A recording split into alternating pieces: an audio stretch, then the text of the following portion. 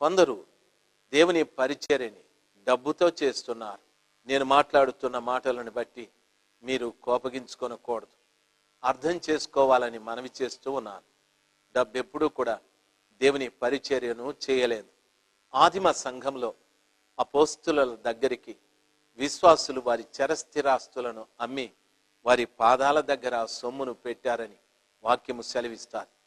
ఎందుకు ఆదిమ సంఘంలో అపోస్తుల పాదాల దగ్గర డబ్బు ఉంది అంటే వారి శిరస్సుల మీద అభిషేకం ఉంది కాబట్టి. ఈ రోజున సంఘాలలో చాలా మంది, అందరూ కాదు, కొంతమంది వ్యక్తులు డబ్బు కొరకే ఎన్నో ప్రయత్నాలు చేస్తూ ఉన్నారు. కొన్ని సభలలో నేను గమనించింది, కూటమైన తరువాత ఆ కూటంలో వారు మాట్లాడే మాటలు దేవదూతల్లాగా, దేవుళ్ళలాగా మాట్లాడుతూ ఉన్నారు. ప్రజలు వారిని దేవుడా అని అనుకుంటూ ఉన్నారు. కూటమైన తరువాత నూనె అమ్ముకునేవారు, చేతి రుమాళ్ళు అమ్ముకునేవారు, మా దగ్గరికి రండి అనేవాళ్ళు, ఇక్కడికి వెళ్ళండి అనేవాళ్ళు చాలా మంది ఉన్నారు. ఎంత విచారము! ఒక ఆయన నాతో మాట్లాడుతూ అలాగా అమ్మచ్చా అని అడిగారు. ఆ మాట నన్ను కాదు, అమ్మేవారిని వెళ్ళి అడగండి అని చెప్పారు. ఆ కూటాలలో గొప్ప గొప్ప అద్భుతాలు చేస్తామనేవారు. వారి జీవితాలలో దేవుడెందుకు అద్భుతం చేయడు? దేవుని వాక్యం ఈ రీతిగా సెలవిస్తారు, ప్రతి వాని పనికి తగిన జీతం నా వద్ద ఉంది అని అన్నాడు. నిజంగా ఆ పని దేవుడే వారికి ఇచ్చుంటే దానికి జీతం కూడా ప్రభువే ఇస్తాడు. ఆ పని దేవుడు వారికి ఇవ్వకపోతే దానికి దేవుడు డబ్బు ఇవ్వడు. అందుకు ప్రజలను అడుగుతారు, మాకు సహాయం చేయండి, మాకు స్పాన్సర్ చేయండి అని ప్రజల దగ్గర గట్టిగా నిర్మోహమాటంగా మాట్లాడుతూ ఉంటారు. ఇలాగ చెప్పి ఎంతోమంది దైవజనులు డబ్బు కొరకు పనిచేస్తున్న వాళ్ళు చాలా మంది ఉన్నారు. ఒక సేవకుడు మాట్లాడుతూ, నాకు డబ్బు లేదు, ఒకప్పుడు నేను అక్కడున్నాను ఇక్కడున్నాను, అన్నం లేదు, చొక్కా లేదు అన్న సేవకుడు ఈ రోజున 20 లక్షల రూపాయల కారులో తిరగడం, లేకపోతే మహాభవంతిలో నివాసము చేయడం. ఎందుకు అంత స్థితికి వెళ్ళిపోయాడు? అంత డబ్బున్న వ్యక్తిగా కనిపిస్తున్నాడు. అది ఉండాల్సిందే. ఆయన అడిగితే అంటాడు, దేవుడు నన్ను ఆశీర్వదించాడని. మరి దేవుడు ఏమంటాడు? ఈ ధనవంతుని గురించి ఏమంటాడో తెలుసా? ధనం ఎక్కడుండునో వారి హృదయం అక్కడుండును అని చెప్పాడు. దేవుడికి కావాల్సింది మనిషిని హృదయం. అయితే ధనం చేసే పని ఏమిటంటే ఆ హృదయాన్ని తన వైపుకు తిప్పుకుంది. ఇప్పుడు ఆ హృదయం దేవుని వైపు లేదని ఖచ్చితంగా బైబిల్ సెలవిస్తుంది. పెద్ద పెద్ద దైవ సేవకుల్ని కలవాలంటే సామాన్యమైన మనుషులు ఎన్ని పడిగాపులు పడాలనో, ఎంత కష్టపడాలనో. యేసయ్యా అని పిలిస్తే కల్వరిలో ప్రాణం పెట్టిన యేసయ్య, నా కుమారుడా, నా కుమార్తె అని జవాబిస్తారు. అదే యేసయ్య పరిచర్య చేసే సేవకుల దగ్గరికి వెళ్ళాలంటే ఎంత కష్టమో. నా మాటలు మీరు అర్థం చేసుకుంటున్నారా? దైవ జనాంగమా, సేద్యము చేసే ప్రతి వాడు కూడా జత పనివాడు యేసుండాలి, కానీ ధనంకా. దైవ జనాంగమా, ధనవంతుడు పరలోక రాజ్యంలో ప్రవేశించుట కంటే సూది బెజ్యములో ఒంటె దూరుట సులభమని వాక్యము సెలవిస్తారు. నన్ను బాగా గమనించవలసిన విషయం, నా యేసు ప్రభులవా చాలా గొప్ప దేవుడు. ఆయన ఎంత సింపుల్గా అందరికీ అందుబాటులో ఉన్నాడో, ఎంత సింపుల్గా, ఎంత చక్కగా ప్రజల మధ్యన నివసించాడో మీకు బాగా తెలుసు. ఆయన తరువాత అపోస్తలులు కూడా ఎంతో గొప్ప శక్తివంతమైన పరిచర్య చేశారు. వారి నీడ తగిలితే రోగులు బాగయ్యారు.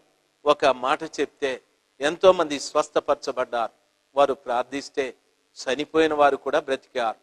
ఈ మధ్యన టీవీలో ఒక ఆయన్ను నేను చూశాను. అదొక చిన్న చర్చి, ఒక 30 మంది ఉంటారు. ఆయనకి 2 అసిస్టెంట్లు. ఒక పెరాలసిస్ వచ్చిన వ్యక్తిని ఆ మధ్యలో నిలబెట్టారు. ఈ దైవ సేవకుడు కొంత దూరాన నిలబడి టచ్ అని అన్నాడు. ఆ పెరాలసిస్ వచ్చిన ఆయన, పక్షవాతంతో ఉన్న ఆయన పడిపోయాడు. నేను అనుకుంటేనే ఇంకా ఆయన బాగుపడిపోతాడు, లేచి నడుస్తాడు అనుకున్నా. ఆయన లేవనే లేదు. ఈ పాస్టర్ గారి అసిస్టెంట్ 2 తిరిగి బలవంతంగా నిలబెట్టారు. మళ్ళా ఈ దైవ సేవకుడు టచ్ అన్నాడు. ఆయన మళ్ళా పడిపోయాడు. వాళ్ళు మళ్ళా నిలబెట్టారు. మళ్ళా టచ్ అన్నారు. ఆయన పడిపోయాడు. మళ్ళా నిలబెట్టారు. ఆ తరువాత ఆయన పొమ్మంటే మామూలుగానే కాలు చేయి వంకరతోనే నడుస్తూ ఉన్నాడు. నేను అనుకున్నాను, ఈయన టచ్ అన్నప్పుడు పడిపోయాడు కదా, ఆయనలోకి దేవుని శక్తి వెళ్ళాలి కదా, మరి మొదట ఎలాగొచ్చాడో అలాగే వెళ్తున్నాడే అని నాకు నిజంగా ఆశ్చర్యం వేశాది. అప్పుడు ఆయనలోకి వెళ్ళింది దేవుని శక్తి లేకపోతే ఏది అని సందేహం నాకు కలిగాది. దయచేసి గమనించాల్సింది, ఒక వ్యక్తిని పడగొట్టడం సులభమే లేక కష్టమో, అయితే ఆయన ఎందుకు పడిపోయాడు, నీవెందుకు పడగొడుతున్నావు అనేది కూడా నీవు ఆలోచించాలి.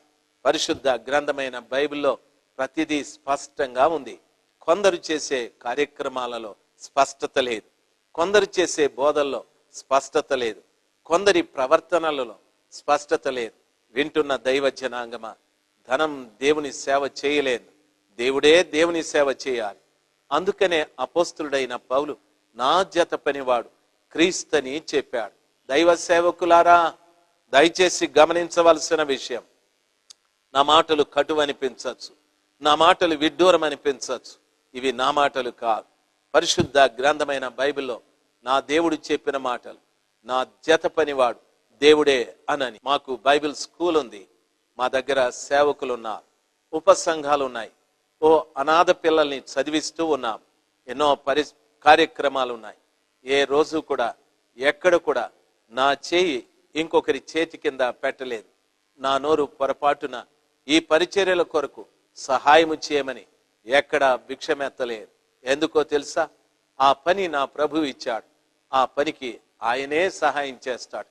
నా ప్రభు ఇవ్వని పని ఏదైనా ఉంటే నేను చేస్తే దానికి ప్రజల్ని అడగాల్సింది మంచిదే. బైబిల్ సెలవిస్తాది, నీ మందలోటి పాలను నీవు త్రాగాలని, నీ సొంత మందలోటి పాలను త్రాగాలి, నీ గొర్రెల దగ్గర పడుకోవాలి, నీ గొర్రెలు ఇచ్చిన పాలు త్రాగాలి. అంతేకాని వేరే మందలోటి పాలు త్రాగడం, వేరే మందలోటి సొమ్ము తీసుకోవడం, ఇది ఒక కాపరికి తగినది కాదు. వారిని దొంగలు అని పిలుస్తారు. దైవ జనాంగమా, ఓ పౌరుషాన్ని తెచ్చుకొని ప్రభు కొరకు పని చేయండి. పౌరుషము తెచ్చుకొని సాతానుని ఎదిరించండి. పౌరుషము తెచ్చుకొని ప్రజలకు సువార్తను ప్రకటించండి. ప్రజల మధ్యన గలిబిలులు కాదు, ప్రజల మధ్యన ఏవో చేసి మనము గొప్పవారం అనిపించుకోవడం కాదు. బహుశా భూమి మీద గొప్పవారు అనిపించుకోవచ్చు, ప్రభు దృష్టిలో మీరెంత అల్పులో మీకే తెలుసు.